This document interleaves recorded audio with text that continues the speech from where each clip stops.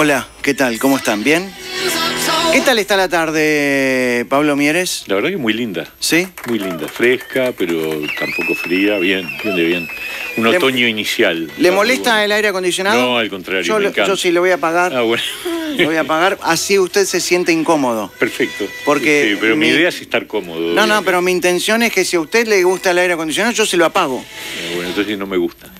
No. ¿A qué hora se despertó hoy a la mañana? Temprano, 6:30. ¿6:30? Porque Perdón, le pregunto a qué hora se despertó y la verdad que con lo que le está pasando no sé si puede dormir. No duermo, sí. Yo por suerte esa virtud mantengo, que puedo dormir. Estamos hablando del entredicho que ha tenido con sí. Selva Andrioli, ¿no? Bueno, no es un entredicho, en realidad fue un episodio que generó una situación de molestia que estamos evaluando en el partido, porque refirió a un tema que nosotros habíamos acordado en la alternativa. No contar todavía que van a votar al Frente Amplio. No. No. Sí. No. A ver, nosotros, el Partido Independiente. Sí. No, y ella misma aclaró muy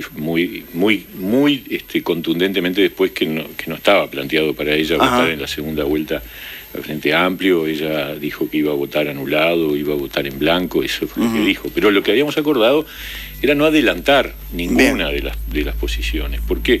Porque es un tema muy sensible para los partidos como el nuestro, como el Partido Independiente, que está en el medio entre los dos bloques, entre el bloque del Frente Amplio y el bloque de los partidos tradicionales, y que además puede ocurrir que no lleguemos a la segunda vuelta, aunque yo soy un optimista nato, o sea que 7 meses por delante a pelearla. No, obviamente. Obvio. En un balotaje votó por Vázquez frente a Valle, ¿verdad? En el 99, cuando yo estaba en el Nuevo Espacio, Rafael Michelini toma esa decisión. Yo era el vice de Rafael. Sí. Y entendí que en la medida que yo integraba la fórmula debía acompañarlo. Fue la única vez que voté por algún candidato en una segunda vuelta. En la segunda vuelta del 2009 y la del 2014 voté en blanco. Y voté en blanco porque entendía que no me representaba ninguno de los candidatos, y además porque esas segundas vueltas eran segundas vueltas ya definidas, en realidad sobraron. Yo siempre creo que deberíamos modificar la Constitución, porque si un partido obtiene 50 diputados, ahorrémonos un mes y evitemos pasar por una segunda vuelta en donde, en la eventualidad de que ganara el otro, aún sumando todos los legisladores... Bueno, pero vio lo que pasó en la AUF, ¿no? Sí. Bueno, en una primera vuelta el voto. Claro, sí, cambia. Una cosa de locos, pero en la elección nacional no se puede cambiar el voto.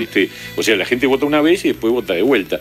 Y la verdad que, como los parlamentarios quedan fijados en la primera vuelta, si un partido tiene 50 diputados, ir a la segunda vuelta sobra. En realidad, en la mayoría de los países donde hay segunda vuelta, que son muchos, con un porcentaje más bajo ya se elimina la segunda vuelta. Pero esta vez es distinto. Esta vez yo creo que la elección de este año es una elección donde la segunda vuelta, muy probablemente, nadie tiene la bola de cristal, pero muy probablemente... No, y si alguien la tuviera ya se la hubieran afanado, seguramente, ¿no? Claro. Seguramente. Claro. Pero muy probablemente ninguno tenga, el que le toque, los dos que pasen a la segunda vuelta, ninguno va a tener mayoría propia, y entonces vamos a tener una segunda vuelta intensa. Reñida. Incierta. Bueno, pero todavía no empezamos la entrevista. ¿no? Le preguntamos... Esto es el preámbulo, digamos, bien, ¿no? Bien. Porque de alguna manera queremos saber cómo viene el entrevistado, si viene con buena onda, si viene cansado. Bueno, se levantó 6:30. Bueno, pero estoy contento. ¿Usted se hace el desayuno? Yo lo que como de desayuno son 4 galletas al agua, 2 con casan creme light, y 2 con mermelada light. ¿Siempre lo mismo? Y bueno, a veces ensalada de fruta. ¿Su señora está despierta cuando usted se levanta? Sí. Yo en general... ¿Desayunan juntos? De parado, porque en realidad no es de desayunar. Nosotros salimos temprano, yo la llevo a trabajar y después me voy para el palacio. Eso es lo que en general hacemos. Ella entra a veces a las 8, a veces a las 9, o sea que según el día que toque, yo voy un poco en el horario de ella, salvo cuando me voy de gira, ¿no? ¿Sigue teniendo 100% de asistencias? Bueno, no sé, habría que verlo, yo trato. Trato. La verdad que eso es un orgullo que uno tiene, esos datos que salieron sobre cómo era el más esforzado. El más esforzado. No sabemos para qué, bueno, pero es el más esforzado. Bueno, pero uno labura en esto, claro, y le pagan para eso, o sea que tiene que estar dedicado al tema parlamentario y a eso estoy. Y nosotros laburamos en radio y antes de la entrevista nosotros hablábamos de determinados temas con la audiencia que me gustaría comentarle. Pero cómo no. Por ejemplo, al comienzo del programa hablábamos de una noticia de un tipo que tiene un Lamborghini de $285.000 que aceleró, no cualquiera maneja una cosa de esas, aceleró por una calle y lo destrozó, se llevó un muro y un árbol por delante. ¿Alguna vez le pasó de chocar solo? O sea, no chocar contra otro auto, sino llevarse un muro o un auto. Tengo una anécdota. La tiene. El 31 de diciembre del 82, papá me prestó el auto, yo tenía 22 años y me estaba por casar 5 días después. Y estaba el auto contra el cordón, doblado para el costado. Yo manejaba poco todavía en esa época, y estaba con el embrague puesto. Entonces prendí, y el auto, como se supone que pasa cuando prendés sin apretar el embrague, engranado, ¡brum!, saltó y golpeó contra el árbol que estaba al lado del cordón. ¿Rompió la trompa? Y le rompí la trompa al auto de mi viejo, sí, el 31 de diciembre, y no había tomado nada. Bueno. Simplemente que lo tenía engranado y no me acordé y ¡pum! Y 5 días antes de casarse. 5 días, sí, estaba en un momento crucial. Sí. Pero ese es un ejemplo. Después sí he tenido algún choque, muy pocos, y con terceros, nunca contra muros. Tuvo también un incidente con los inspectores de tránsito. Es cierto. Sí, en el año 2015. Es verdad. Sí, que lo grabaron. Sí, a escondidas.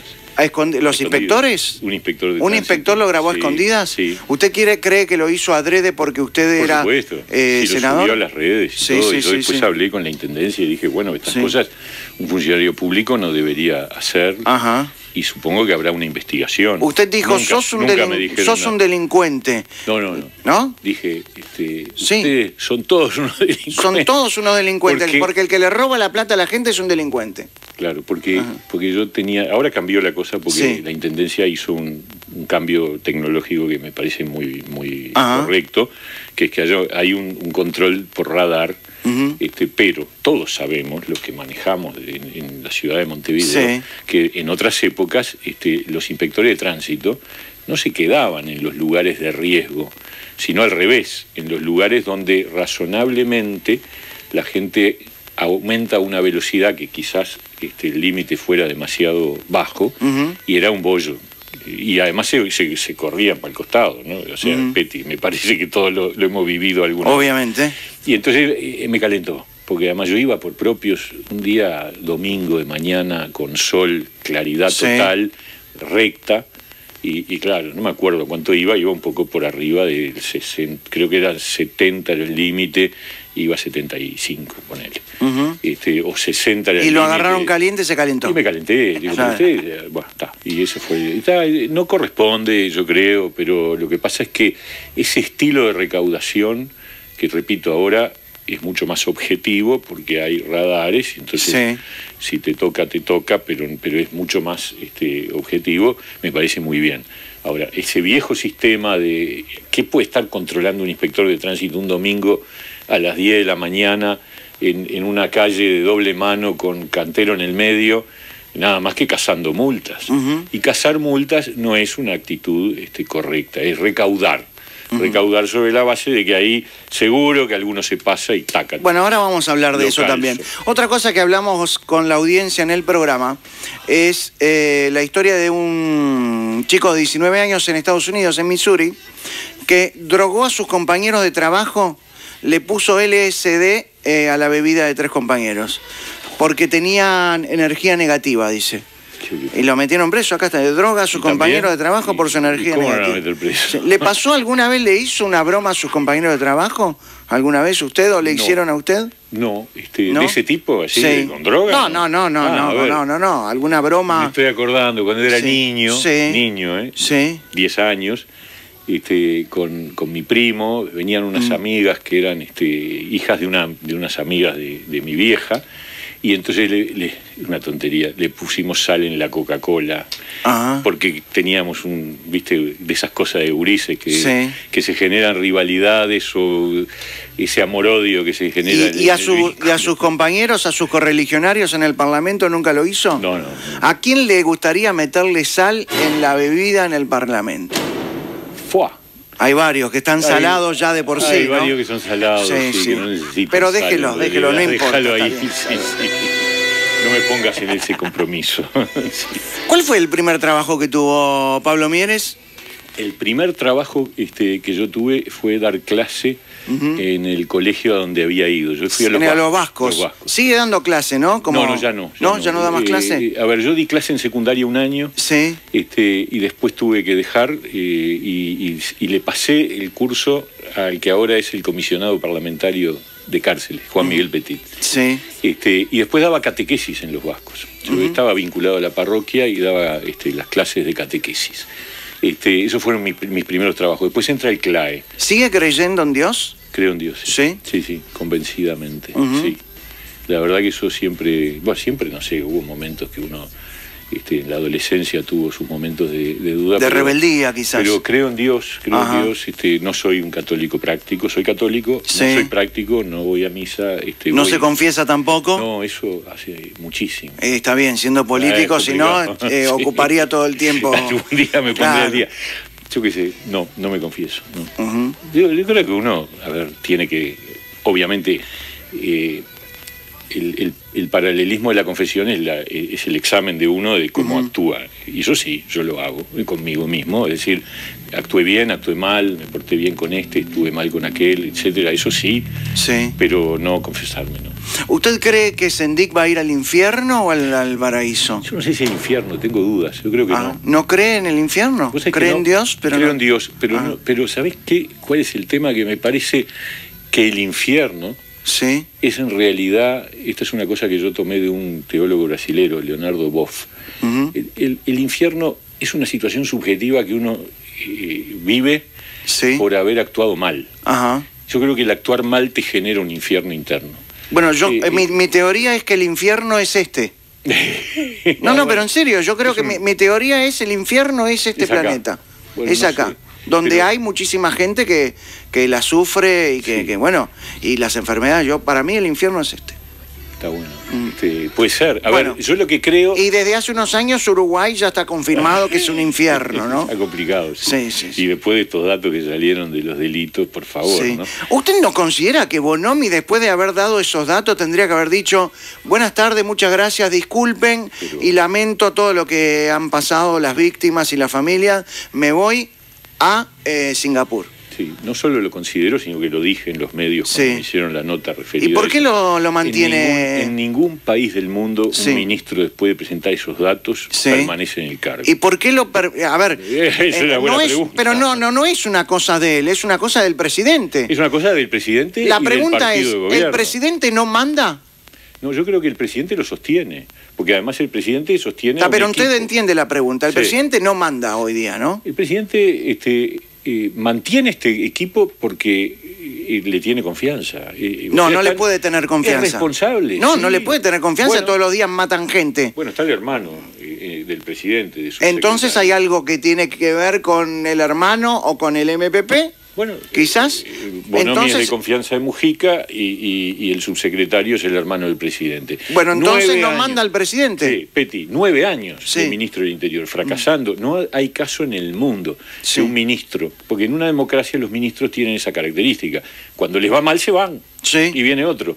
Y acá tenemos 9 años. Bueno, como los políticos, ¿no? Por eso, no te votan, te va mal, no te votan. Pero claro, bueno, por eso nosotros decimos, hay que cambiar. Por eso nosotros estamos Bueno, dígame entonces, usted que hace años es legislador, conoce más... No tanto, pues la gente cree que hace mucho que estoy, pero en realidad Yo hace mucho que hago política. Sí. Pero legislador fui... ¿Desde el 99? No. Fui diputado. ¿Desde el 2005? Del 2000 al 2005. Ahí está. En el periodo de Valle. Sí. Y ahora del 2015 hasta ahora.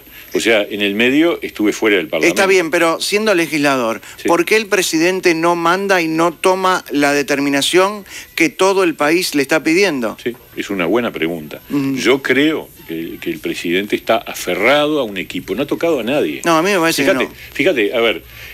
A mí me parece que hay algo que no sabemos. Mirá la educación. Sí. Mirá la educación. Los resultados son horrendos, cada vez peores. Y sin embargo, el presidente del Codiseño es el mismo hace 7 años. 7 años. Sí. Bonomi lleva 9 en el Ministerio del Interior con resultados horrendos. El MIDES es una gestión muy mala. Marina Arismendi lleva todo este periodo y tuvo el primer periodo. Ponele que el primer periodo no estuvo tan mal, pero este periodo es una cosa... ¿Usted llegó a decir que este es un gobierno de cuarta? No, yo creo que no dije eso, ¿eh? No, nunca lo dije. ¿Que es un país de cuarta? Sí lo dijo. No, tampoco. ¿Sí? En el correo de los viernes. ¿Cuándo? Ahora, ¿Cuándo? Momento. Un segundo, chicos. A ver, está bueno, porque no me acuerdo de haber dicho eso. Pero uno dijo tantas cosas en la vida, ¿no? Sí. Mire, yo... ¿En qué año?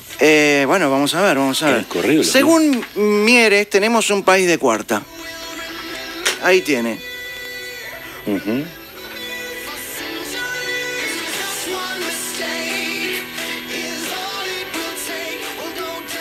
Lo está leyendo. Sí, lo estoy leyendo, sí. ¿Y lo dijo? Sí, lo dije, sí. Ahora, ¿y cómo se siente usted que es un hombre de izquierda con un gobierno y un país de cuarta? Con un gobierno de izquierda. Y yo creo que el Frente Amplio ha decepcionado radicalmente. Me imagino que no lo va a votar en la segunda vuelta, entonces. Nosotros eso lo vamos a resolver. No, después usted ya del lo tiene 27 de resuelto. octubre. Nosotros vamos a resolver después del 27 de octubre. Ajá. Yo creo que eso es lo que yo debo decirle a mi gente. Ajá. Y además por respeto a mi partido. Sí. Por eso me parece importante que uno no se manifieste antes. Porque, Peti, hoy no sabemos ni quiénes van a ser los candidatos. No. No sabemos. Hoy hay incertidumbre. El único seguro es Pablo Mieres. Claro. Y Edgardo Novik. Parecería. Sí. ¡Estamos en el horno! Bueno, confíen en nosotros. Sí, claro. Pero la verdad, ¿por qué voy a decidir yo qué voy a votar en la segunda vuelta si no sé ni siquiera quiénes son los candidatos? Ajá. Y que en los distintos partidos hay diferencias sobre políticas de gobierno. Sí. Ponele un ejemplo. Voy a decir el ejemplo del Partido Nacional. Bien. Política de seguridad. La Rañaga tiene una, la Calle tiene otra. Es cierto. En el Partido Colorado, Talvi dice que Sanguinetti es el pasado y que sería muy malo para el Partido Colorado y para el país volver al pasado y a la nostalgia. Podríamos seguir. En el Frente Amplio, todos sabemos que tienen diferencias notorias entre Daniel Martínez y Carolina Cose y Óscar Andrade, ¿no? ¿Verdad? Y Vergara. Entonces, primero que se pongan de acuerdo ellos y después corremos la carrera. Y después de correr la carrera, cuando la gente dé las cartas el 27 de octubre, cada uno le tocará lo que le toque y ahí entonces será el momento de nosotros definir. ¿Vamos a empezar la entrevista? Pero estamos siempre en el preámbulo. Exacto. Malos Pensamientos presenta La Entrevista. Nombre, apellido, edad. La entrevista de Malos Pensamientos. ¡Uy, qué miedote! La entrevista. Si no les molesta, continuemos con las preguntas. ¿Hace mucho que no estás con un chico? Prepara tus oídos para La Entrevista. Pregúntame. La entrevista de la semana es presentada por Crédito de Valor. Para su préstamo Vuelta, clase regalada. Solicita tu préstamo al 0800 2338. Promoción válida hasta el 31 de marzo. La entrevista. Pablo Andrés Mieres Gómez, abogado, sociólogo y docente universitario. Nacido y criado en el centro de Montevideo. Yo viví desde que tengo recuerdo en Mercedes, entre allí y Yaguarón, pleno centro, y fui a la escuela y al liceo a Los Vascos. La entrevista. Hincha fanático del bolso. Soy fanático, soy socio, toda la vida hincha de Nacional, mi familia, mis padres, mis hijos, mi esposa. La entrevista. Político de amplio recorrido. Estuvo en el Partido Demócrata Cristiano, el Frente Amplio, el Nuevo Espacio, el Encuentro Progresista, el Partido Independiente y ahora en La Alternativa. Es la construcción de la alternativa de la esperanza. La entrevista. Diputado varias veces y ahora senador. Integra 24 comisiones del Senado y tiene 100% de asistencia. Disputa el espacio político de izquierda con el Frente Amplio. El único espacio político de centroizquierda, de izquierda democrática, que es estrictamente coherente en ese espacio es el nuestro. La entrevista. Un domingo de mañana del año 2015 lo multaron los inspectores de tránsito de la Intendencia. La conversación fue grabada y viralizada. Sí, son unos delincuentes. Sí, sí. Cuando le robás la plata a la gente, sos un delincuente. La entrevista. Se presentará a las elecciones de octubre como candidato a la presidencia por La Alternativa, el partido que creó con figuras salidas del Frente Amplio y el Partido Colorado. Somos alternativa de gobierno, estamos prontos para gobernar. ¡Viva el Partido Independiente! ¡Vamos arriba! La entrevista.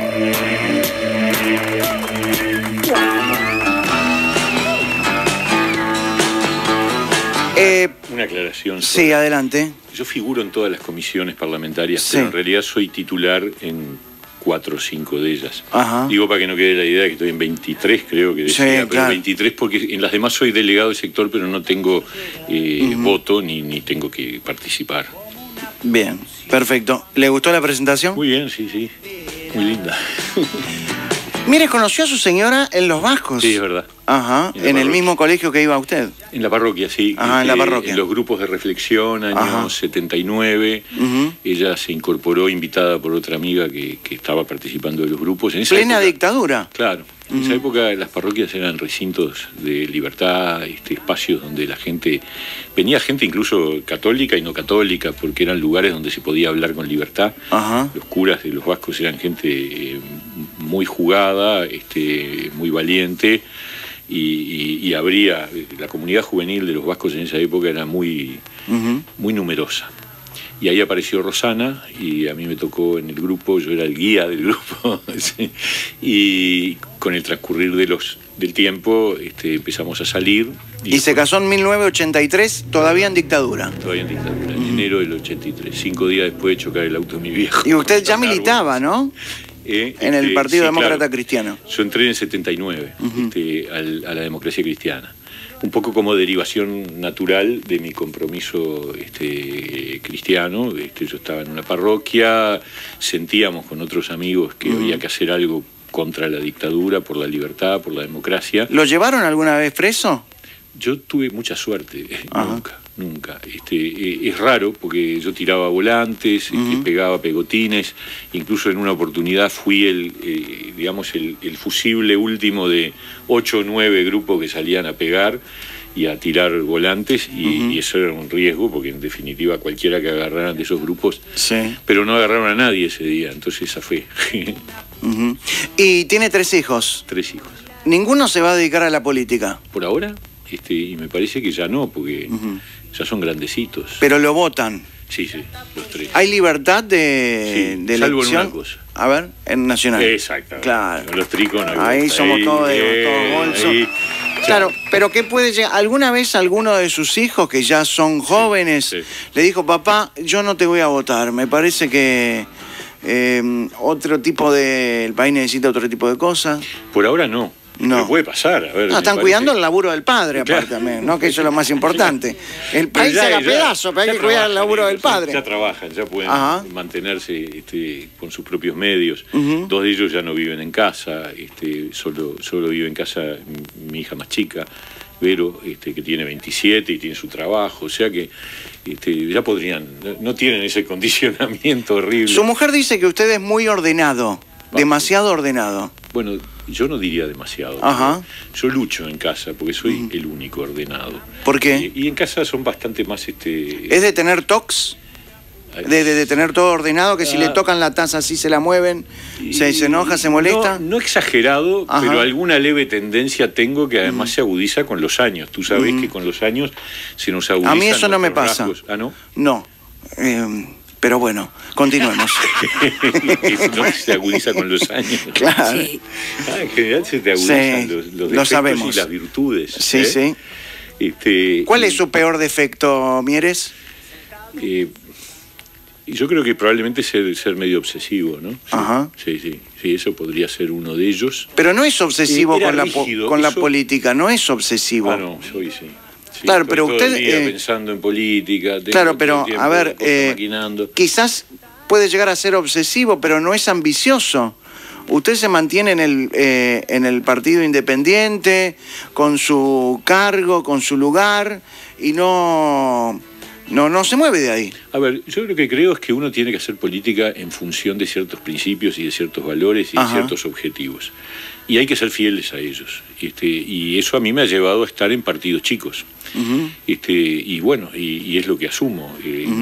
La verdad yo no he tomado decisiones nunca. ¿Prefiere ser cabeza de ratón antes que cola de león? Es que no es eso, no es que uno quiera ser cabeza de nada, es que uno tiene que ser leal a sus convicciones. Ujú. Yo tomé alguna vez una decisión equivocada desde el punto de vista de los principios, por mantener a su vez fidelidad al partido de origen. Ujú. ¿Está hablando del Frente Amplio? Estoy hablando del Partido Demócrata Cristiano Del Partido en el Demócrata Cristiano, 94. que formaba parte del Frente Amplio. Bueno, el Partido Demócrata Cristiano se había ido del frente en el 89, había Ujú. fundado el Nuevo Espacio con Batalla, Sí. que compareció a la elección del 89, y entre el 89 y el 94 Batalla se va Ujú. del Nuevo Espacio para ir en la fórmula con Sanguinetti al Partido Colorado. Sí, que terminan ganando. Exacto. Ajá. Y el PDC tiene que decidir qué hace. Y ahí hay una disyuntiva fuerte que es: o nos quedamos en el Nuevo Espacio que se refundó con Rafael Michelini, Sí. o nos volvemos al frente. Ese es el debate en el PDC. Yo creía que había que quedarse en el Nuevo Espacio con Rafael Michelini, pero perdí la interna y el PDC volvió al frente. Ajá. Y yo, en vez de ser fiel a lo que creía e irme del partido, me dio no sé qué irme del partido, Sí. y me quedé en la campaña del 94 en el PDC dentro del Frente Amplio. Ajá. Y la pasé mal, porque yo sentía ahí, yo después de eso dije: yo no puedo hacer política contra mis tripas, contra mis convicciones. ¿Qué opinión tiene de la trayectoria política de su antiguo socio Rafael Michelini? Bueno, él tomó una decisión que yo no compartí, que Ah. tenía el derecho de tomarla, ¿no? ¿Toma Porque- decisiones, Michelini? Increíble. ¿En serio me la está cargando? Pues pregúntele a él, yo No. no puedo hablar por él. Él tomó esa decisión, Sí. yo le dije que no podía acompañarlo, por lo mismo que acabo de mencionar, porque me había ido en el 95, después de pasar por una elección donde yo me sentí incómodo porque no estaba defendiendo las ideas que creía. Entonces me quedé y fundé el Partido Independiente con Iván Posada, con Daniel Sí. Radío, con Heber Gato, con un grupo grande de gente, y ahí me sentí Tiene feliz. un gato en el partido. Sí, claro. No es el único partido que tiene un gato, Estoy mirando ver. el Twitter del Partido Independiente. ¿Y tu idea? Y la presentación dice la otra izquierda, ¿no? Dice así, Partido Independiente, la otra izquierda. ¿Cuáles son las diferencias entre la izquierda que gobierna y la otra izquierda? Porque izquierda hay una sola. No, izquierdas hay muchas. Ajá. Izquierdas hay muchas. Y hay un eje divisorio fundamental que es democracia-autoritarismo, que Sí. cruza las izquierdas en el mundo. Hay en la izquierda latinoamericana y en la izquierda internacional, izquierda democrática e izquierda autoritaria. Usted hace referencia en que el Partido Independiente es la izquierda democrática. Sí. ¿Usted cree que el gobierno del Frente Amplio es una izquierda autoritaria? No, lo digo con franqueza. No. Ajá. Creo- ¿Pero se parece más a una izquierda autoritaria? Creo que hay sectores dentro del Frente Amplio, que además van ganando peso, que Ajá. tienen ciertos reflejos, ciertas reacciones, Sí. que pueden sintonizar con una izquierda autoritaria. Ajá. A su vez creo que hay sectores, unos cuantos dentro del Frente Amplio, que son democráticos. Ujú. Lo que pasa es que cuando uno ve que el Frente Amplio no reacciona frente a lo que pasa en Venezuela, que es Sí. una catástrofe brutal. Es una dictadura lo de Venezuela, ¿no? Absolutamente, Ajá. una dictadura corrupta además. Sí. Y que el Frente Amplio... Selva Andrioli no dice que es una dictadura. No, de Venezuela sí. ¿Sí? ¿De Cuba no? De Cuba ella tiene una mirada quizás marcada por su experiencia, su historia, por su trayecto, digamos.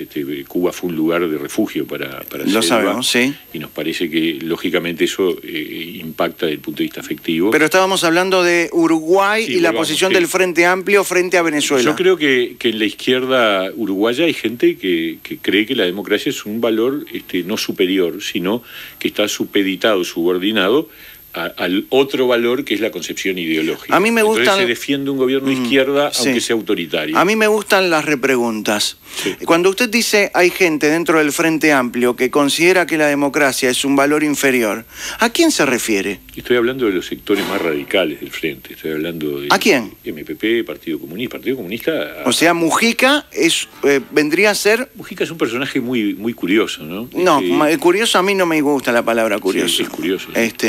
Curioso es lo que nos ha pasado. Bueno, Mujica es un personaje contradictorio, es un personaje que no le ha hecho ¿Tiene bien. atisbos autoritarios, Mujica? Por lo menos tolera concepciones autoritarias. Ajá. Nunca hizo una autocrítica de haber tomado las armas contra una democracia. Bien, porque no fue contra la dictadura, Pero está diciendo. absolutamente, a ver, Ajá. eso es una gran... Es raro escuchar a alguien de izquierda decir que los tupamaros no levantaron las armas contra la dictadura, porque la dictadura no existía en ese momento. Por supuesto que no. La verdad histórica es que los tupamaros se levantaron contra un gobierno democrático que, para decirlo de una manera simbólica, tenía como ministro de Ganadería a Wilson Ferreira Aldunate. O sea que no había dictadura, nada. Era democracia, y una democracia bastante fuerte. Segundo gobierno blanco, empiezan los tupa a realizar acciones armadas. Y después inventaron el verso de que yo me quedé muy sorprendido cómo han logrado crear una historia alternativa que no es real. Bueno, eso es el dogma, ¿no? Bueno, es una construcción, una construcción. Eso es el adoctrinamiento que muchas dictaduras... Es ganar la batalla cultural. Perdón, a ver si está de acuerdo conmigo. Es una estrategia de Goebbels, goebbeliana, hitleriana, ¿no? Sí. Miento que algo Goebbels queda. Era el secretario de propaganda y era el que decía, de los nazis. Era el que decía Usted que entonces... uno repite una mentira muchas veces y la convierte en verdad. Exacto. Y eso pasó entonces... con esta historia. Ajá. El relato oficial del MLN es un relato falso. ¿Goebbeliano, quizás? Bueno, no sé, yo qué sé, no me gusta emparentarlo porque suena muy fuerte, pero es la bueno, misma pero lógica. Si suena fuerte y es real... Es la lógica de repetir una cosa, y hay varios libros que van construyendo esa mitología, y esa mitología, lamentablemente, en algunos casos, yo sé que los gurises la escuchan y la repiten, hasta el secretario general de Naciones Unidas, yo lo escuché, Ban Ki-moon, anterior, no el actual, en Uruguay, en una cena donde él estaba, y estaba el Mujica, que era presidente en ese momento, y dijo una figura que luchó contra la dictadura en nuestro país. Yo no podía creer. ¿Usted estaba allí? Sí. Quedé ¿Y no sorprendido. levantó la mano? No era posible, porque era una cosa muy formal. No, etcétera. ¿cómo no? No sé, hubiera Pero quebrado recién me el hablaba protocolo. usted, pero usted me hablaba de los principios. Capaz que lo podría haber dicho, pero no era el momento. En fin, me parece... Siempre es momento de la verdad. Sí, y la verdad que dije, ¿cómo llegó el mensaje hasta la Secretaría General de Naciones Unidas? ¿Vio la película La Noche de los 12 años? La vi. ¿Qué le pareció? ¿Ficción? Cierto, ¿no? O sea, es claro, ellos mismos dicen, los autores Una de la parte. película, que está ficcionada, Ajá. en base a unos relatos que son relatos de algunos de dos de los tres Sí. protagonistas, que son Fernández Huidobro y Rosenkopf. En fin, yo lo que vi es que eso es una parte de la represión y de la realidad que existió. Es una pequeña parte, muy heroizada, digamos, convertida en heroica, cuando en realidad en la dictadura hubo miles de personas que vivieron situaciones incluso probablemente iguales o peores. Entonces, concentrarlo en eso obviamente es elegir un pedazo de la realidad. Tiene legítimo derecho el creador cultural de hacerlo.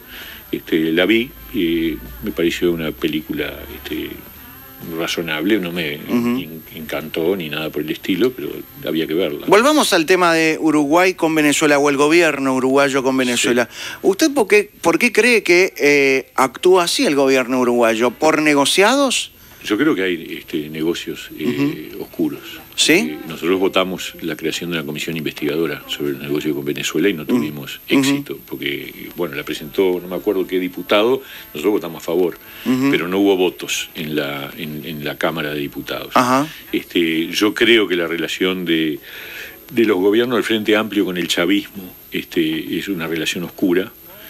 Que incluye al gobierno de Mujica, al Pato Celeste, claro, al hijo del presidente Vázquez. Bueno, todo indica que sí. Yo no tengo pruebas. Sí Ajá. digo, lo que sí me parece evidente, que rompe los ojos, y nunca entendí por qué archivó el fiscal que tenía a su cargo la Sí. investigación, es el caso de Aire Fresco Sociedad Anónima. Para mí es una cosa que rompe los ojos. Si tú sos presidente de la República, estoy hablando de Mujica, y tenés, vas a hacer una visita oficial de negocios, y sentás de tu mano, llevado de la mano, una empresa privada que está dirigida por gente de tu sector político, Sí. y le generás el vínculo directo con el ministerio correspondiente para eso permitirle cobrar la intermediación correspondiente. Porque Mujica dijo cuando empezó este tema, cobrar comisión no es ilegal, y es cierto. Que una empresa intermedia y cobre comisión por eso está bien. Ahora, ¿cómo llega esa empresa a la intermediación? Ahí está el hecho ilícito, que es que una figura, un funcionario público, el mayor, el presidente de la República, le genera un negocio a una empresa que además está vinculada a su sector político. A mí me parece que eso tiene apariencia delictiva. Y usted digo así sí. porque a mí me parece que las cosas hay que decirlas con cuidado. Bien, perfecto. Hay que probarlas documentalmente. Pero usted como legislador, como representante nacional, ¿qué ha hecho al respecto? Apoyar nuestro partido Sí. en el lugar donde se presentó la iniciativa, que fue en la Cámara de Diputados. Yo no estoy en la Cámara de Diputados, pero obviamente acompañé la opinión y la decisión de Sí. nuestros diputados. Votamos a favor de la creación de la comisión investigadora. Y es más, se generó una denuncia penal. Y no pasó nada, ¿no? Y no pasó nada, Ajá. porque el Frente obstaculizó la investigación. ¿Usted cree que la justicia de nuestro país hoy tiene una relación con la izquierda que permite que, más allá de lo que suceda, las cosas se tapen? No, yo creo que no. Lo digo con franqueza, Peti. Yo creo que la justicia es independiente. Ajá. Confío en los actores judiciales, me merecen respeto. Pueden equivocarse. Sí creo que a veces la justicia quizás no investiga con la profundidad que debería, a veces por falta de medios. Te voy a dar un ejemplo. A ver. Nosotros en determinado momento entendimos que había un problema, porque en un caso vinculado a ANCAP, Sí. el fiscal archivó una denuncia porque no tenía los fondos para hacer las pericias correspondientes.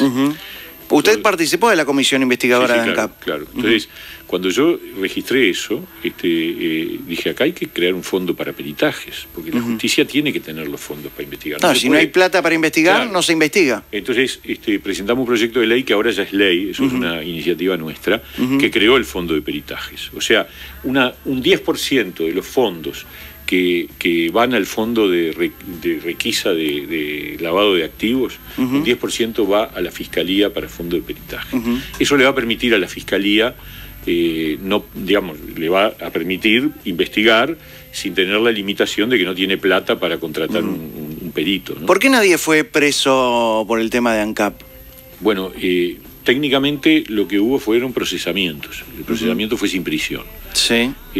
Procesamiento de algunas personas, ¿no es verdad? Esos procesamientos no fueron con prisión porque el fiscal interpretó en un juego jurídico, de un lado las normas del Código de Proceso Nuevo y a su vez la del Código de Proceso anterior. Es una combinación medio extraña, pero fue la que usó el fiscal. Entonces, como resultado de eso, entendió que no correspondía el procesamiento con prisión. A mí me parece que la señal pública, yo no me meto en eso, no sé, yo creo que el fiscal procesó a Sendic y eso fue además ratificado en segunda instancia. Cuando renunció Sendic en la Cámara, ¿usted estaba allí? Sí. ¿Hizo silencio? Yo ya lo he dicho y lo digo de vuelta. Creo que cometimos un grave error. Me di cuenta después. Está bien, lo sabemos todos que cometieron un grave, pero el tema es ¿por qué la oposición, por qué los legisladores y representantes hacen silencio ante algo? ¿No cree que de alguna manera... silencio no, hicimos silencio esa vez. Claro, bueno... Porque no habíamos hecho silencio cuando discutimos la Pero hacen silencio en el lugar más sagrado que tiene la democracia. Sí. Yo me di cuenta del error, pero ya era tarde, cuando dije, pucha, acá alguien, los historiadores del futuro van a revisar el acta Sí. del día que históricamente por primera vez un vicepresidente renuncia a su cargo y van a encontrar que no intervino nadie. Dio vergüenza ser legislativo. Fue un error. Lo digo grave. como uruguayo y como ciudadano. Yo me sentí realmente, lo he reconocido, hay otros legisladores que dicen que no, que estuvo bien.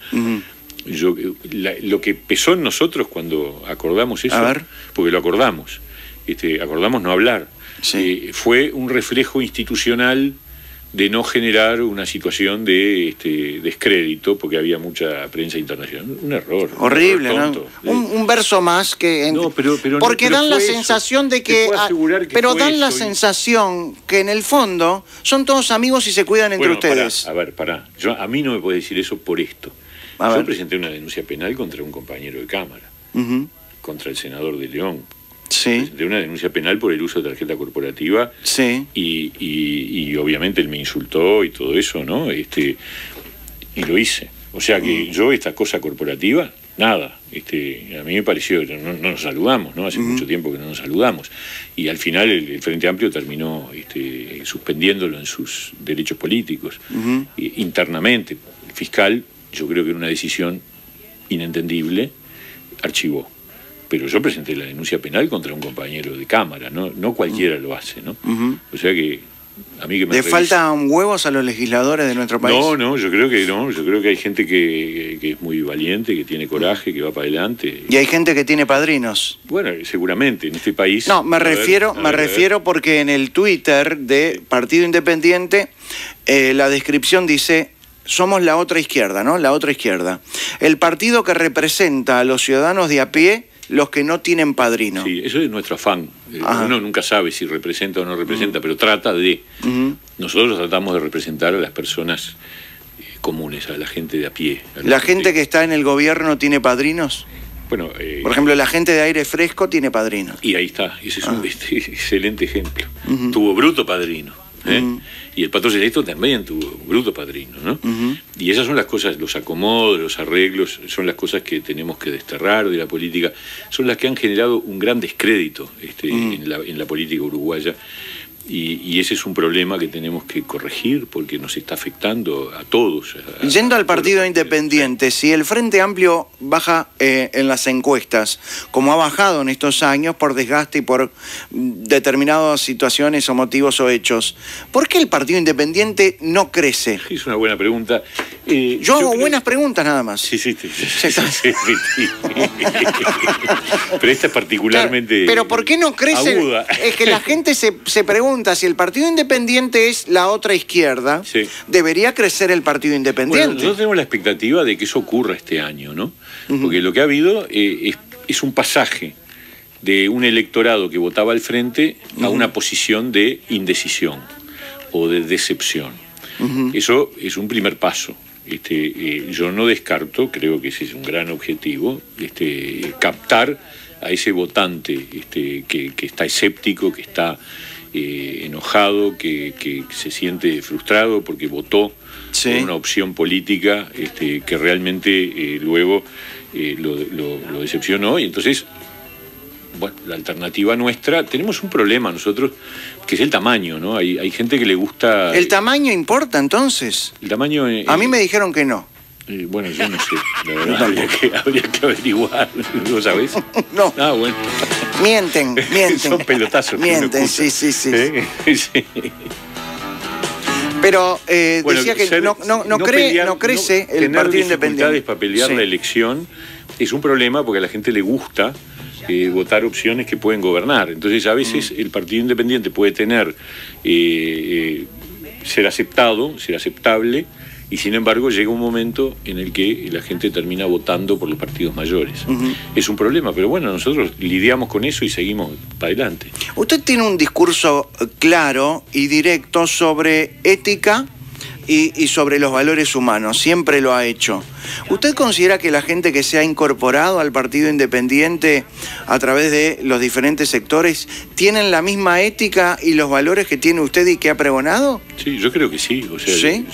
¿Valenti cree que sí? Sí, yo creo que sí. Si yo tuviera cuestionamientos éticos sobre Esteban Valenti, o sobre Selva Andreoli, o sobre José Francini Valle, o sobre Fernando Amado, no hubiéramos aceptado un acuerdo, ¿no? Yo creo que estas cosas tienen límites y los límites tienen que ver con la ética y con tener la tranquilidad de que hay una foja limpia, ¿no? Podemos tener diferencias. Amado en su momento apoyó a Bordaberry, apoyó a Sanguinetti, bueno, pero y después se dio vuelta. ¿No tiene miedo que le pase lo mismo, que empiece a hablar cualquier cosa de usted si se llegan a separar? Yo pienso que tengo la confianza de que nosotros podemos tener diferencias y podemos en determinado momento decir, bueno, los caminos se separan, etcétera, puede pasar. Tengo la esperanza de que eso, si ocurre, sea con la altura y con el respeto que corresponde. De mi parte siempre va a ser así. ¿Cree que tiene la sensación de que la gente supone que el Partido Independiente ahora, con tal de acaparar votos, ha traído a cualquiera? Yo creo que, a ver, no hemos hecho eso. Hemos intentado acuerdos con gente con la que sentimos que hay cercanía política. Bien. Pero la gente puede tener una opinión crítica sobre... Nadie, dicen, ¿cómo es? Monedita a peso que a todo el mundo le gusta. Claro, de monedita de oro, ¿no? De oro, exacto. Bueno, claro. Yo qué sé, eso es así. A mí también hay gente que no me banca, seguramente. La fórmula propuesta por el Partido Independiente, que lo tiene usted como presidente y Selva Andreoli como vicepresidente, ¿duró menos de 10 días? Bueno, vamos a ver, estamos en una situación de análisis, por ahora es la fórmula de la alternativa. ¿Habló con Selva? Hablamos por teléfono. ¿Hoy? Hemos hablado, pero todavía no tenemos... ¿Le llama y le corta a las 3 de la mañana? Para que no pueda dormir. No. Te voy a matar, te voy a matar. Para nada. ¿Por qué hablaste antes? ¿No se hablan? Sí. No, hablamos, sí, hay diálogo, sí, absolutamente. Lo que no tenemos todavía es una ¿Dijo, definición. la cagué? Cometió un error, lo dijo, lo he dicho. La cagó. En términos... Término normal, ¿no? Normal. Con el micrófono apagado diría eso. Sí. ¿No? Estamos en un año muy difícil y quien gane realmente no va a ser fácil, ¿no? Para quien gane. Gane quien gane, ¿no? No, y para el país tampoco. El país va a estar en una situación... Ya está en una situación difícil. Todo indica que en los próximos meses nada va a cambiar, sino que puede incluso deteriorarse un poco más. ¿Qué siente cuando va por la calle? Porque me imagino que va por la... Tiene auto, ¿no? Sí, Tengo claro. auto. Pero me imagino que debe haber visto gente durmiendo en la calle, Sí, claro. y familias metidas adentro de un contenedor buscando comida. Eso pasa hoy. ¿Cómo no? ¿Qué siente como legislador?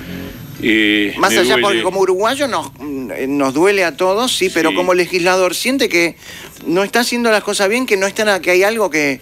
Es que no depende de la legislación eso. Ajá. Eso depende de la política, de las políticas de gobierno, de las gobierno. políticas sociales. Sí, sí. Y yo creo que el Frente Amplio, a mí me parece impresionante, pero ha fracasado.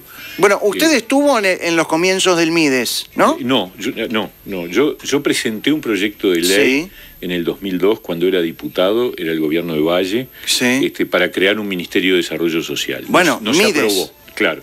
Ministerio de Desarrollo Social. No se aprobó. Ajá. Entonces después, cuando llegó el Frente Amplio al gobierno, en ese momento, en 2002, ellos todavía no tenían resuelto si iban a crear un ministerio o no. Sí. Cuando llegan al gobierno, crean un Mides.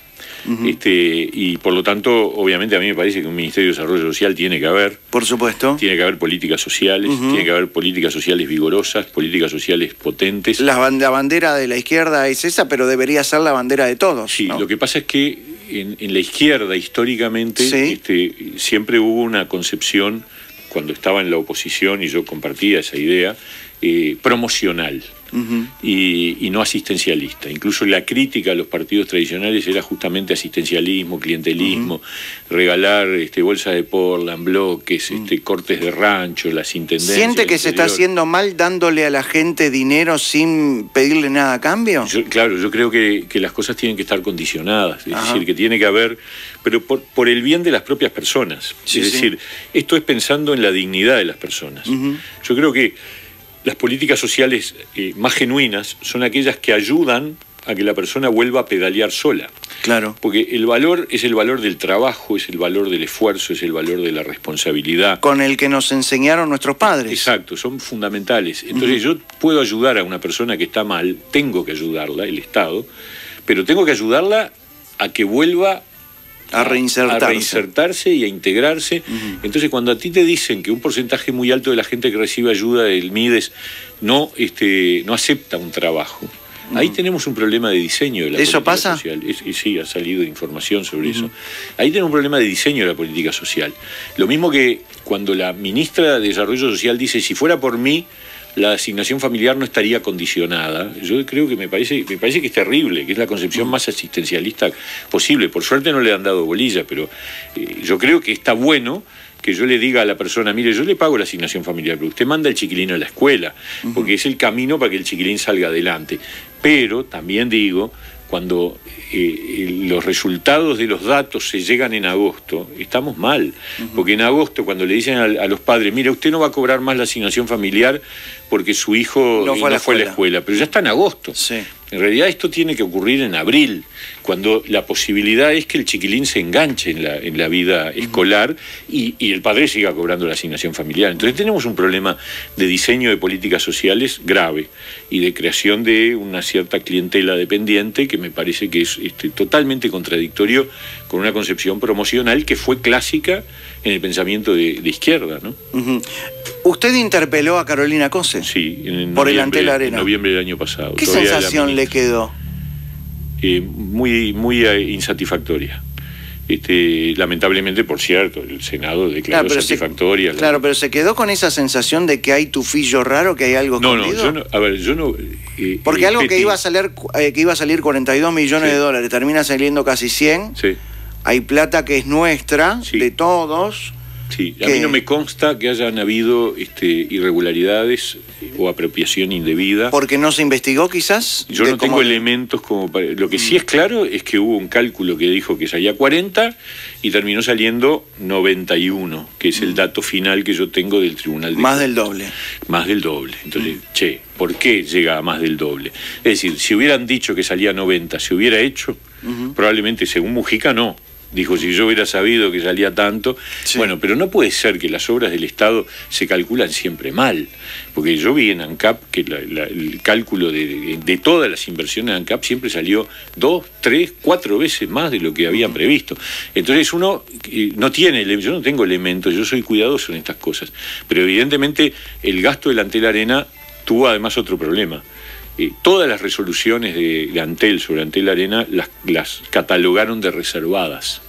Bueno, a mí me parece muy grave que un ente público que trabaja con plata de la gente... ¿Y como legislador no se puede hacer nada al respecto? Bueno... Hay que esperar que cambie el gobierno y que cambie la ideología para empezar a investigar y que caigan quienes tienen que caer. Yo hice lo que podía hacer, que fue pedir información, me la negaron, entonces pedí la interpelación, entonces ahí me llegó información, pedí información por la vía de la Ley de Acceso a la Información Pública, me llegó algo... No tanto, con eso fui a la interpelación, pedí más información, me la volvieron a negar y ahí estoy peleándola, porque ahora yo lo que quiero saber, Peti, es cuánto sale mantener abierto el Antel Arena, porque el tema no es solo lo que salió, 91 millones, sino si lo vas a recuperar, porque lo que nos dijo Antel en la interpelación es que, bueno, en el 2013 cuando iban a construirlo y salía 40, decían que la tasa de retorno iba a significar que en 5 años estaba pagada la obra.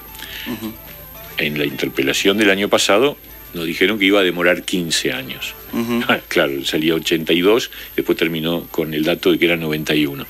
Pero ahora yo no sé siquiera si tiene superávit, porque no me dan el dato. Yo pedí, la última información que pedí, que me la negaron, es cuánto gasta Antel por mantener abierto el Antel Arena cada mes. Bueno, el presidente en la inauguración dijo que tenía lindas plantas.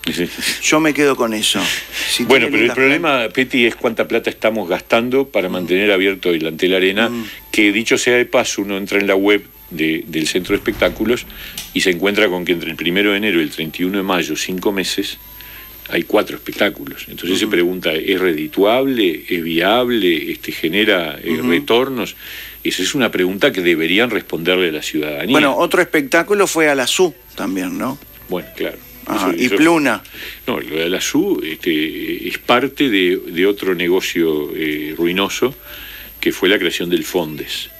El Fondes que Mujica lo calificó de la velita prendida al socialismo. Bueno, a mí me parece que eso es lamentable. Es decir, usar fondos del Banco República para crear un Fondes que le termina dando plata a empresas cooperativas amigas y de los 80 millones de dólares que el Fondes destinó, creo que 60 o 70 hoy están calificados de que no tienen devolución, o sea que están a fondo perdido. Es muy grave. Ahora también digo, en las épocas de blancos y colorados, la CND, la Corporación Nacional para el Desarrollo, en los años 90, hacía algo muy parecido. O sea, rescataba empresas fundidas, le compraba a un empresario la empresa fundida, se quedaba con el agujero y el empresario salía indemne. Eso tampoco, allí perdieron 60 o 70 millones. Estoy hablando de la segunda mitad de los 90, el segundo gobierno de Sanguinetti. Esas cosas hay que decirlas, porque claro que lamentablemente el Uruguay viene incurriendo en estas cosas a lo largo de mucho tiempo, ¿no? Bueno, el castigo lo han tenido los partidos tradicionales. Los partidos tradicionales perdieron el gobierno y el Frente volvió. Exactamente. Llegó. Se supone que va a ser algo distinto, pero el Frente ha caído también en esas cosas de la acomoda, multiplicado los cargos. ¿La gente está descreída de la política? Claro. ¿Sí? Ese es un gran desafío que tenemos. La gente está descreída de la política. La gente siente que los políticos no estamos haciendo bien las cosas. La gente siente que hay mucha oscuridad, mucha falta de transparencia. Me parece que es muy importante modificar esas cosas. Como sociólogo, explíqueme un poco el fenómeno Sartori. Es raro, y es una cosa totalmente novedosa en la política uruguaya. Una persona que, digamos, técnicamente es como un paracaidista, que no tiene ninguna trayectoria política anterior. Bueno, pero tiene mucho contacto con Diego Canepa y con José Mujica. Sí, correcto. Es raro. Usted se sonrió, pero para mí no es para reírse. ¿Usted no cree que hay un tufillo extraño ahí adentro en ese tipo de relación de Diego Canepa, Sartori, Mujica? No lo sé, o sea, sé lo mismo que vos probablemente, que son las versiones que que trabajó Canepa, olfato. Pero la verdad, a mí lo que más me preocupa es que una persona que llega, que no tiene trayectoria, que no hizo ninguna gestión pública de ningún tipo, y con mucha plata, y usando la plata, y usando vericuetos para violar la veda, que me parece muy grave eso, porque en el Uruguay tenemos unas reglas que establecen que no se puede hacer publicidad electoral salvo un mes antes de la elección o cuando tenés que anunciar un acto. Entonces, bueno, acá se ha violado tantas cosas. Bueno, pero está mal. El gobierno mismo ha violado. Nosotros hicimos publicidad cuando hicimos el lanzamiento de campaña en el Platense a fines del año pasado, pero después no hemos hecho publicidad. Ahora veo que están haciendo publicidad distintos candidatos por actos. Sí, actos. Ahora, el caso de Sartori, para poder seguir haciendo publicidad, publicita sesiones de Facebook. Eso no es un acto, eso es hacerle trampa a la ley para seguir haciendo, porque además eso lo hace después de que fue señalado por la Corte Electoral que se estaba violando la ley. ¿Con mucha plata se puede ganar las elecciones? Yo creo que es un requisito necesario, pero no suficiente. Ahora, porque en general las campañas de un candidato presidencial que gana son cuantiosas, son de mucha plata. Ahora, esto que estamos viendo es una cosa de otro tenor, ¿no? Me parece acá, me preocupa mucho porque puede haber una cierta perversión de la política. La política implica uso de dinero, implica financiamiento, todo eso, pero esta cosa de que viene un millonario, saca plata de su bolsillo y con eso va generando sus gastos para hacer la campaña, es raro y a mí me disgusta. Y el caso de Edgardo Novick, que es empresario y que es un outsider de la política, ¿le parece que la gente está buscando gente exitosa por fuera de la política? Probablemente sí, probablemente hay un cierto cansancio del establishment, del elenco político, que puede ser injusto, porque yo creo que los políticos uruguayos, con nuestros defectos y nuestras virtudes, en general, somos gente que queremos ayudar al bien común, y eso lo digo con franqueza. Creo que gente de distintos partidos que yo conozco, que le tengo aprecio, que me parece que son gente que se dedica a esto con vocación, con ganas y con dedicación personal, pero bueno. Claro, pero ¿sabe qué pasa? Por ejemplo, si todos los legisladores en el año 2019 mantienen una partida de prensa sin comprar un diario, me parece que le está faltando el respeto a la ciudadanía. Ese es un problema que tenemos, que es heredado, porque en realidad, a ver, primero, la partida de prensa, yo compro algunos diarios, pero obviamente no, digo la verdad, el monto es mínimo en relación al monto de la partida, absolutamente, es el 10. No sé, pero usted 10%. no puede ir mañana al Parlamento y decir, ¿puedo levantar la mano? Sí, levanté la palabra el senador Pablo Mieres. Ayer estuve en el programa de Pettinati y hablaban de la partida de prensa. ¿Vamos a cortarla desde ya? Bueno, el tema es que no se usa para prensa y se usa para bancar gente que trabaja. No, o es sueldo, porque en realidad el ¿Son origen, sueldos? El sueldo del legislador, en realidad, el origen es ese. Ajá. Yo averigüé, supe eso en su momento, cuando yo no era legislador, pero eso ocurrió en el 92. La partida de prensa se inventó en el 91, 92, y fue un mecanismo que se usó para enfrentar un problema que había, que es que no se había previsto porque los salarios de los legisladores los fija la legislatura saliente, de acuerdo a la Constitución.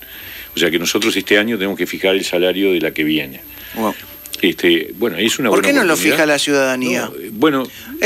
En octubre. Sí, ¿Por qué no ponemos una papeleta? ¿Cuál cree usted cuál debe ser el sueldo del legislador? Y pone, también quiero decir, igual que el sueldo mínimo, 15 pesos, 15.000 pesos. Quiero decir una cosa, desde hace décadas realmente, el Parlamento saliente no cambia el sueldo de los... Lo único que fijó es un mecanismo de ajuste por IPC igual que los funcionarios públicos. O sea, los legisladores les aumentan el sueldo una vez al año igual que a los funcionarios públicos. Y eso viene desde hace 20, 25 años, no me acuerdo ahora, pero, o sea, hemos tenido, la verdad, el reflejo de no generar aumentos salariales. Está bien, pero Entonces, la partida de prensa es parte del sueldo. Sí, yo creo que sí. En el que se compraban los diarios, pero se compraban los diarios en su momento. Ahora ya más no.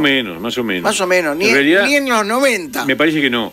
Me parece que en realidad lo que habría que hacer es decir, esto es parte del sueldo, incorporemos al sueldo, eliminemos la partida, eliminen la partida, transparentemos la realidad. Ahí está. Y ya está. La partida de prensa tiene cargas impositivas, ¿no? O sea que es una materia salarial, claramente. Bueno, es una materia salarial. Háganlo. Yo creo que deberíamos hacer eso. Bueno, no sé si tenemos opinión favorable para eso, pero me parece... ¿Y por qué no? Lo más importante... Es decir, miren, exacto, lo más dejemos de la tener una cosa que nos dicen todos, esto es una cosa, y digamos la verdad.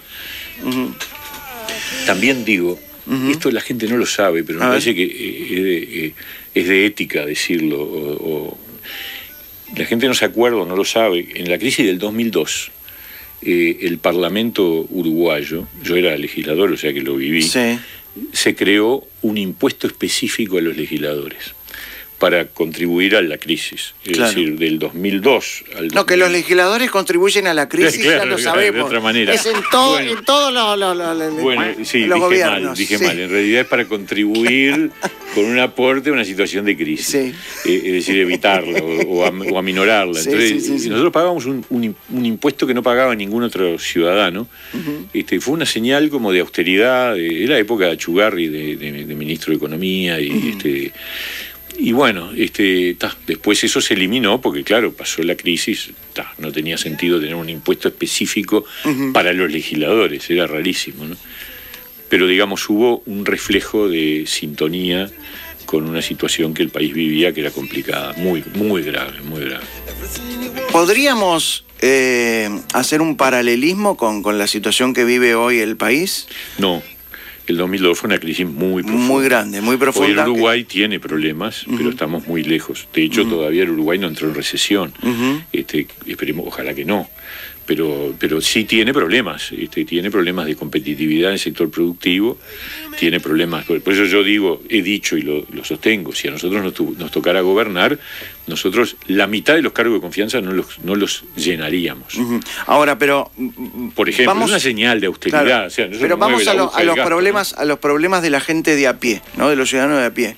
¿Qué cree que ya se tiene que ir? No, estoy hasta que todo el rato que usted me tenga acá. Eso es un buen candidato. Pero además estoy aprovechando la audiencia, ¿no? Claro. El legislador aprovecha siempre. Sí, obvio. Todo el rato que quieras. Le quería consultar sobre los problemas del ciudadano a pie. ¿Qué cree que es más el problema número uno? ¿La falta de trabajo, la inseguridad o la educación? Yo creo que la gente valora como mayor problema la inseguridad y el desempleo, o la pérdida de trabajo, y después la educación. Eso está en las encuestas, y yo creo que es lo que la gente realmente piensa. La pérdida de trabajo es una cosa terrible, genera una angustia espantosa, genera esa sensación de que la persona no logra de ahogamiento, la vida, ¿no? es espantoso, y está pasando. Es un reflejo de la crisis de competitividad, es un reflejo de errores de política económica que no se han corregido, que tienen que ver con el gasto público, con el déficit fiscal, y que terminan generando un ahogo sobre el aparato productivo que genera que el empleador recorta donde puede. No puede recortar impuestos, no puede recortar tarifas públicas, entonces lo que hace es recortar puestos de trabajo. Reducir la plantilla o cerrar la empresa, en fin, y por otro lado, la inseguridad también es un terrible impacto. La gente que sufre la situación de un delito. Cualquiera de nosotros, sí, claro. Nadie está libre. Imagínate si hubo 29.000 rapiñas en el 2018, 400 y pico de homicidios, es una cosa delirante. El año anterior había habido 20.000 rapiñas y 270 homicidios. Un crecimiento de la delincuencia loco, absolutamente loco. Entonces, para mí esos son los dos grandes problemas que el Uruguay tiene y que los uruguayos sienten más, junto con la competitividad y la educación. ¿Está de acuerdo con la campaña de Larrañaga, Vivir sin Miedo?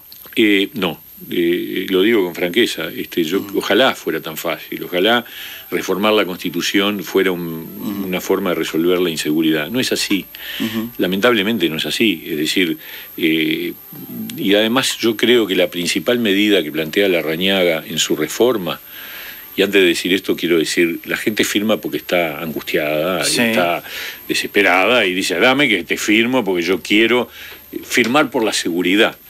Que la gente no sabe si eso resuelve o no. La gente, yo creo que si haces una compulsa, la mayor parte de la gente que firmó no leyó el proyecto. Pero eso pasa habitualmente con todas las cosas. Es por la seguridad, vamos arriba. Y firmaron, para vivir sin miedo, vamos arriba. Y yo eso me parece que es entendible.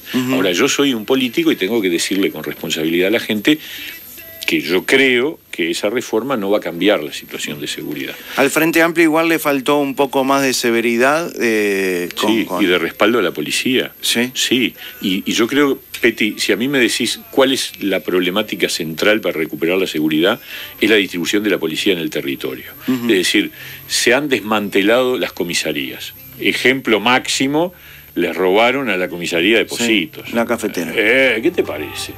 Y hace un año un pibe entró a una comisaría de Montevideo, filmó y se paseó por todas las reparticiones y no había nadie, no había un policía. Es cierto, en la Quinta. Exactamente. ¿Y qué pasa en general cuando vos vas a una comisaría? Hay un muchacho que te toma nota del parte policial y nada más. ¿Por qué? Porque el gobierno decidió que en Uruguay, en Montevideo, había que construir 4 búnkers. Uno está en el Parque Rivera, otro en Cerro Norte, el otro en Piedras Blancas, el otro no me acuerdo dónde, y ahí está concentrada toda la policía, los patrulleros, y las comisarías regaladas, y los delincuentes dueños de los barrios. ¿Usted cree que eso...? Después va Gustavo Leal a recuperar un barrio. Y en realidad está recuperando lo que dejaron, o sea, lo que permitieron.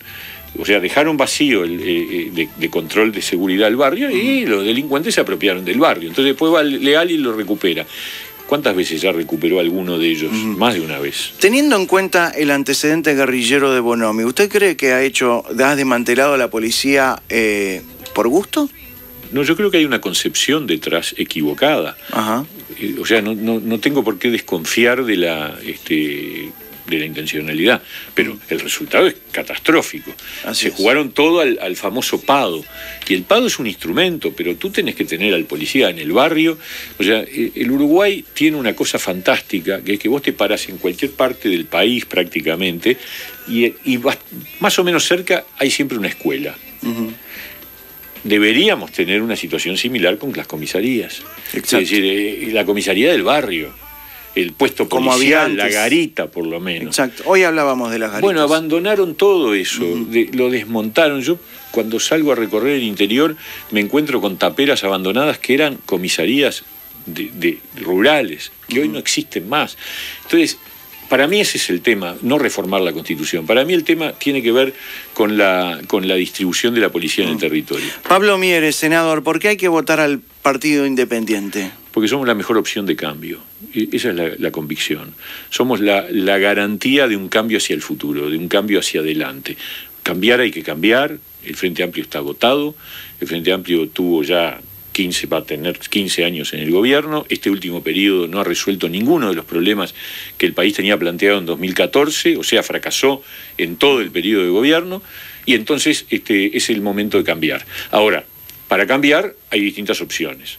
Nosotros sentimos que somos la opción del cambio hacia adelante, del cambio sin volver atrás, porque yo creo que la opción de blancos y colorados tiene un riesgo, que es una mirada hacia el pasado, una cierta restauración y el retorno de viejas prácticas que no le han hecho bien, porque son muy parecidas a las que el Frente Amplio terminó adoptando después de haberlas criticado. Bien, Mieres, nos vamos a ir a la pausa. Vamos a ir luego de la pausa a la parte lúdica de la entrevista. Bueno, bárbaro. Pero para terminar... Divertida será. Sí, obvio. No sé si divertida para usted, para mí sí. Bárbaro.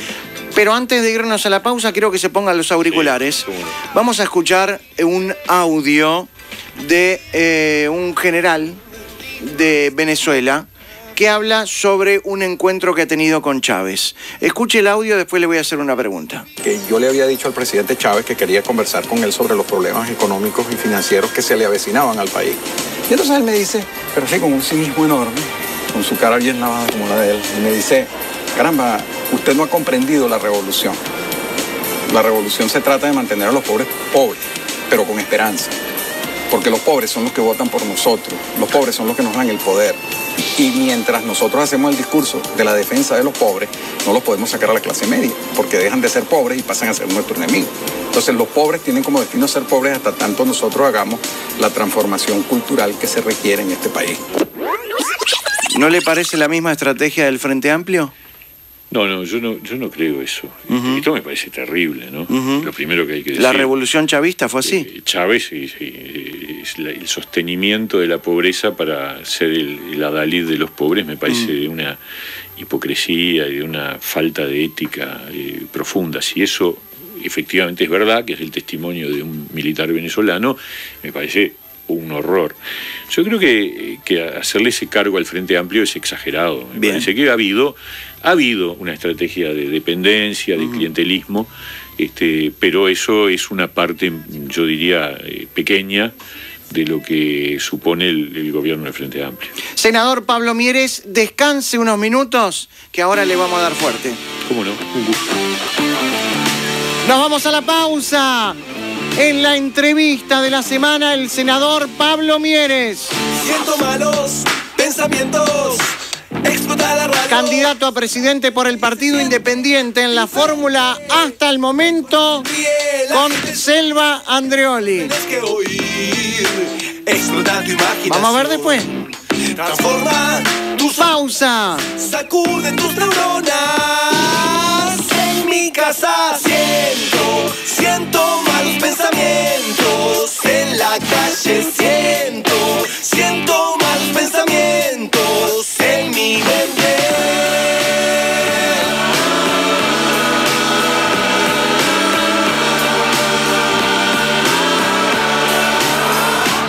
Presentó Sarubi, de familia a familia. No. Siento malos pensamientos. En la calle siento malos pensamientos. En mi mente siento malos pensamientos. En la calle siento malos pensamientos. En mi mente.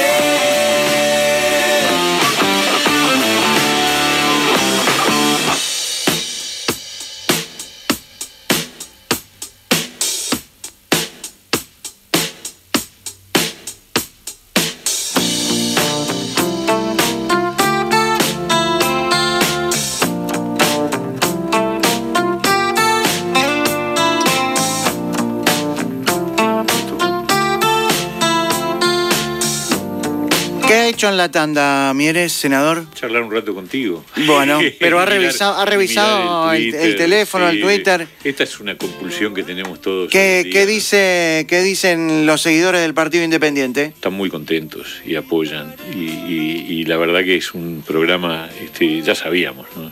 Que es muy escuchado, ¿no? Bueno, Escribió muchas uno gracias. de Fraiventos, en fin, de todos lados. Bueno, muy amable. Ahora entramos a la parte lúdica.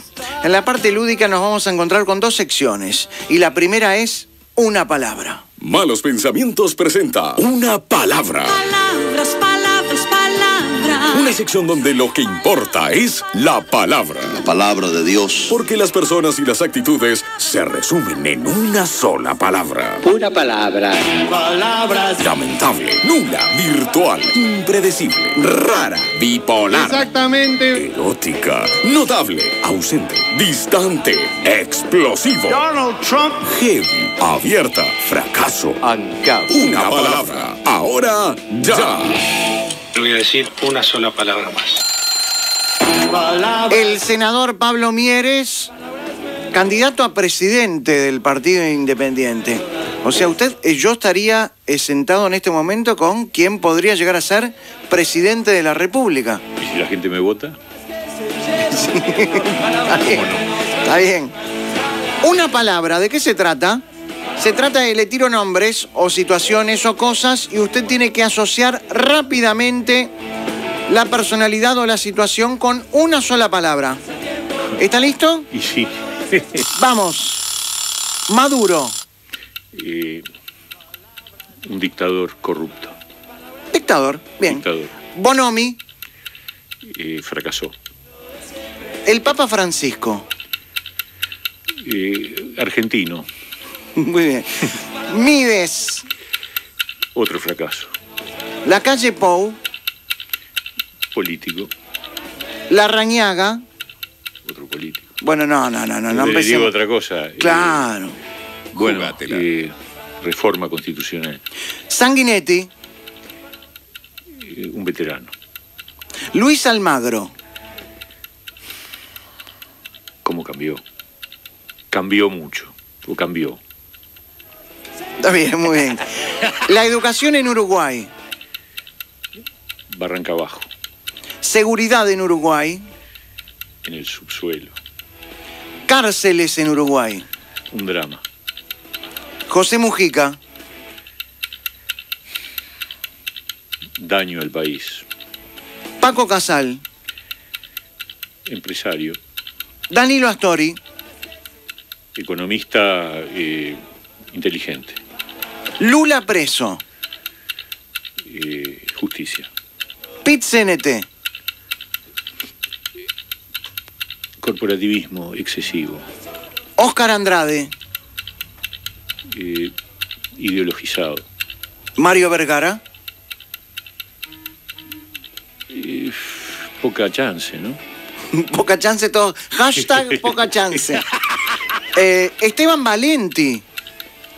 Un tipo muy inteligente. Inteligente. Inteligente. Selva Andreoli. Diría lo mismo, pero una persona honesta. Tabaré Vázquez.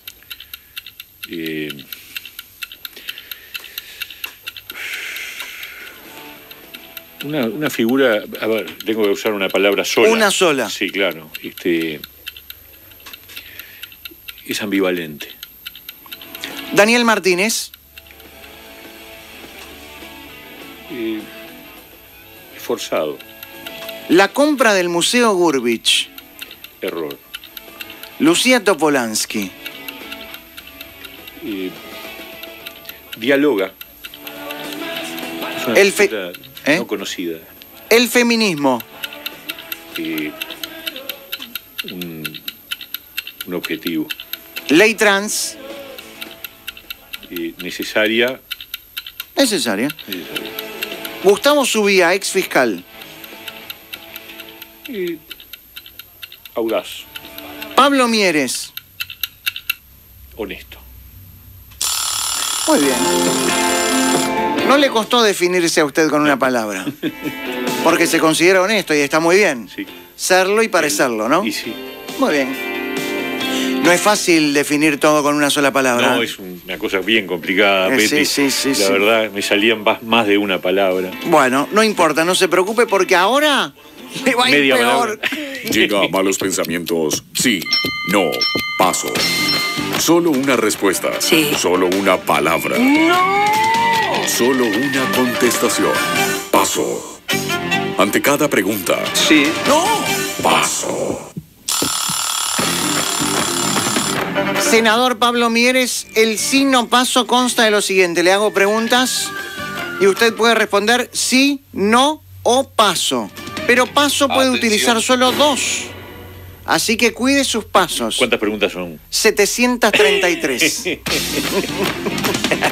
Digo para administrar los pasos. Pero Ahí bueno. está. Los pasos hay que cuidarlos en la vida todos los días. Sí, siempre hay que dar pasos, Sí. no dar pasos en falso. Es cierto. Sí, no, paso Sí, no, 2 paso. veces Ok. y arrancamos con la primera. Dale. ¿El peor presidente desde el advenimiento de la democracia en Uruguay fue José Mujica? No. ¿Cree usted que Javier Vázquez, el hijo del presidente, está metido en negocios millonarios con Venezuela? Sí. ¿La situación que vive Venezuela hoy es una dictadura? Sí. ¿Cree que el poder político influyó sobre la justicia para que Sendik no fuera preso? Paso.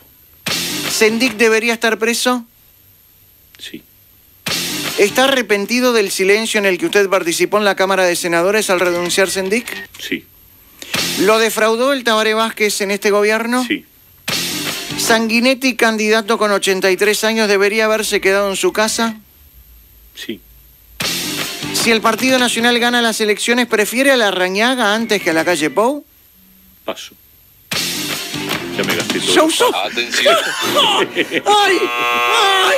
¡Ay! Ahora Dios es sí o no. ¡Ay, dale. ay, ay! ¡Ay, son los 2 pasos! Ya pasé. Ya ¡Ay, pasé tengo... 2 veces. Dale. Temo por usted! Vamos arriba. Si el Frente Amplio ganara las elecciones, ¿prefiere a Cose antes que a Martínez? No. En un posible balotaje donde el Partido Independiente no participe, ¿votaría por el Partido Nacional? No.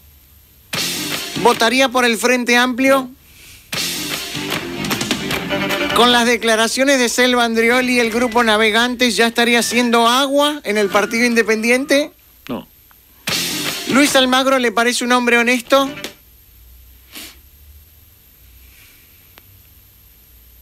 ¿Quiere un Sí. comodín? Sí. En el último balotaje, ¿volvió a votar por Vázquez? No. ¿Hubo un desfalco organizado en ANCAP?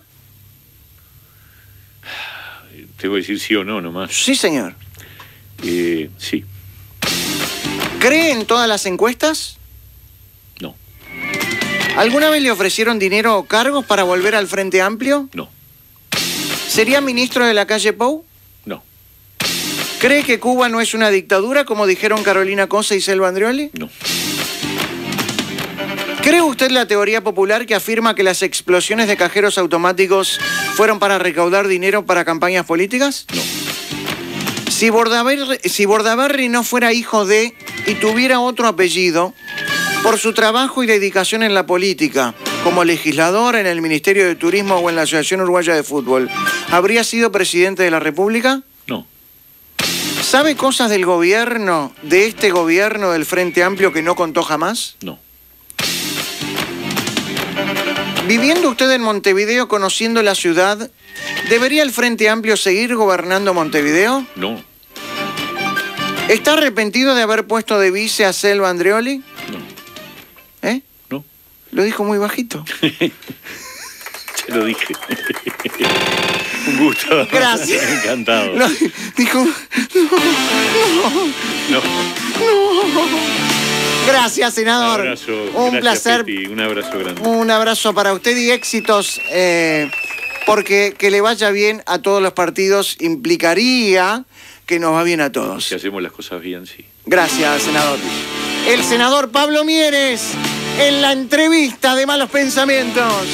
Luego de la pausa, del 1 al 10. Siento malos pensamientos. Explota la radio, explota mi mente y se siente diferente. El corazón ríe, la gente sonríe. Esto lo tenés que oír. Explota tu imaginación. transforma tus hormonas, sacude tus neuronas. En mi casa siento malos pensamientos.